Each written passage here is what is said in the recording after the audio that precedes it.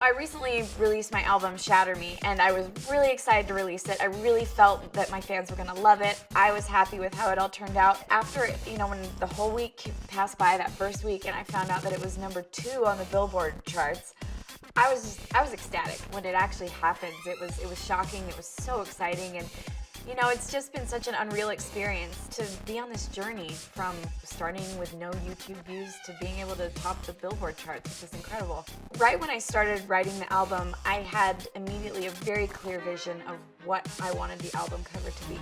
I just had this envisionment of this perfectly poised ballerina, flawless skin, and I related so strongly to that image because I felt that before. There was a time in my life when I felt like I was the image of what I thought everyone else wanted me to be. I was consumed with being perfect, and I just realized one day that I felt cold inside, and I was so unhappy, and I didn't like myself, and I didn't used to be like this, and I just realized I was trapped in a shell that I had created around me. I wanted to free myself. I had this self-discovery moment where I realized I have a huge problem, and I had to really fight to get out of it. I had to fight to learn to love myself and learn to be okay with who I was. It was a terrifying experience, and so that ballerina is me. It's the person I used to be, and the Shatter Me music video is my story of learning to be okay with shattering that shell of perfection and discovering who is underneath. It's such a freeing thing, and I wanted to share that with people, that if you're not happy with who you are today, it's something you can learn. The same way I learned to play the violin is the same way I learned to love myself.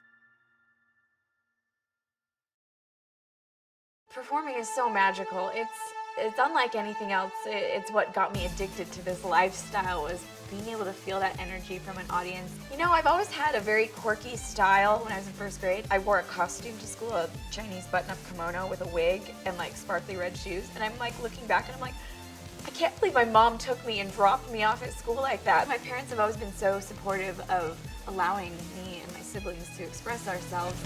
I've always loved kind of quirky fashion and doing my hair in funky ways, and I still love to do that. I think it's fun to experiment with style and fashion and make it your own. I love the whole process behind a video, everything from storyboarding it to thinking of the costumes and the makeup and the look, and the coloring. Makeup really is a huge part of just taking people into the experience with you and creating an entire journey out of a music video. For Shatter Me, I was like, I want to look like a porcelain doll, and so I was covered. I've never had full body just covered in makeup before. For Elements, I was like, I wanted to look like I fit into this world of fire, so I had crazy fire makeup. And then this one was, I wanted to look like I was part of water. And so it's really fun to kind of, what do I want to create? What journey do I want to take my audience on? And the makeup is a huge part of creating this, illusion, or this world, or whatever you want to call it.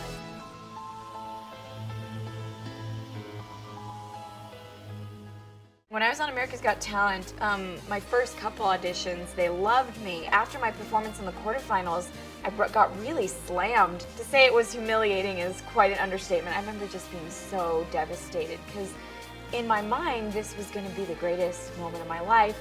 This was my break. I had been playing in college cafeterias all over the country and just really hustling, trying to get anyone to listen to what I was doing. And finally, I had this huge opportunity in front of millions of people. And then I got told that I didn't have what it took to be a performer. I would never sell out a show in Vegas. I kept my composure on the show while the camera's running, but the moment they cut, I lost it. I remember just really thinking, do I have what it takes? Are they right? It really just makes you question how badly you want something and what you're willing to fight for. And I'm really honestly looking back on it, I'm very grateful for that experience because it really made me dig deep and say, no, I'm not ready to give up yet. I want to fight for this. And it just made me dig deep, barrel down, and push forward with even more strength than I had before, I feel like. It also made me really decide I wanted to stick to being the person I was rather than being what they or what everybody else told me I should be.